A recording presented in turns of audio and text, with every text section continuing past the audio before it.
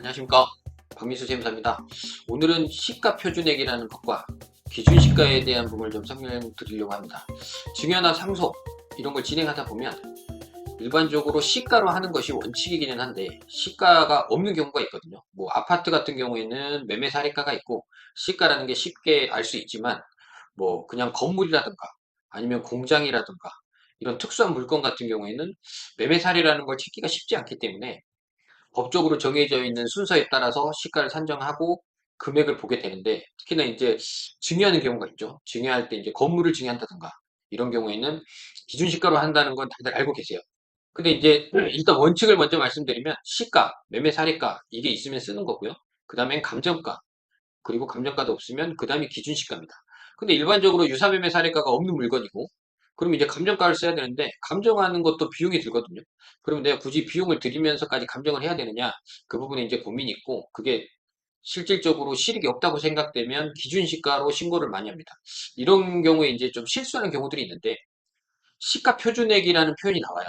일단 그 증여 같은 거 등기를 할 때 지자체에 가서 이제 취득세를 내려고 하다 보면 시가 표준액을 알려주고 이제 취득세를 산정을 해주거든요. 그리고 뭐 재산세 같은 거 할 때 보면 집으로 고지서가 날아오죠. 과세 표준 얼마고 여기에 세율을 얼마 때려서 세금이 이렇게 나온다. 이렇게 이제 그 고지서를 받게 되는데 거기에 나오는 표현이 시가 표준액입니다. 시가 표준액이라는 건 지자체에서 쓰는 가액이고요. 취득세, 등록세, 재산세 이런 거 계산할 때 그 산정된 걸 쓰게 되어 있습니다. 시가 표준액은 어디에서 볼 수 있냐면 그 위텍스라는 사이트가 있어요. 거기에 보시면 시가 표준액 조회하면 자기가 가지고 있는 건물의 시가 표준액이 나옵니다. 이제 그 금액이 시가 표준액인데 국세청에서 증여세 신고할 때 쓰는 금액은 사실 그 금액은 아닙니다.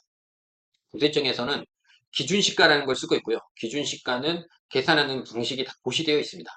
근데 이제 보통 시가 표준액과 비슷하거나 약간 더 기준시가가 낮은 경우가 일반적이긴 한데 어떨 때 보면 그 시가 표준액은 뭐 3억인데 국세청 기준시가는 뭐 5억인 경우도 있고 그래요. 그런 경우에는 내가 시가 표준액을 그 금액으로 증여 신고했다가 나중에 이제 폭탄 맞는 경우가 가끔 생기기도 합니다. 그렇기 때문에 이 부분을 정확하게 좀 보셔야 되고, 무조건 국세청에 신고하는 국세는 기준시가로 계산하는 거지 이 시가 표준액이 이 금액이라고 해서 이걸 들이밀어서 되는 건 아닙니다. 그래서 확실히 좀 아셔야 될 것 같아서 이 영상을 준비했고요. 이제 시가 표준액은 아까 말씀드린 것처럼 위택스에서 보시면 되고, 기준시가 계산하는 건 국세청 홈택스에 들어가시면 기준시가 계산하는 방법이 그 설명되어 있고, 또 숫자를 넣으면 기준시가가 나오게 그 프로그램을 만들어 놨거든요.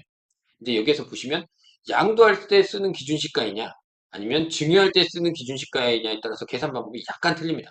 그래서 본인에게 맞는 용도를 선정하시고 기준시가를 계산하시면 금액을 보실 수 있습니다. 그래서 오늘 요약은 어, 시가표준액과 기준시가는 다르다. 시가표준액은 지자체, 기준시가는 국세청에서 쓴다. 이 부분을 좀 알아두셨으면 좋겠고, 그리고 괜한 실수로 시가표준액이 똑같은 건 줄 알고 그걸로 신고했다가 큰코 다칠 수 있다.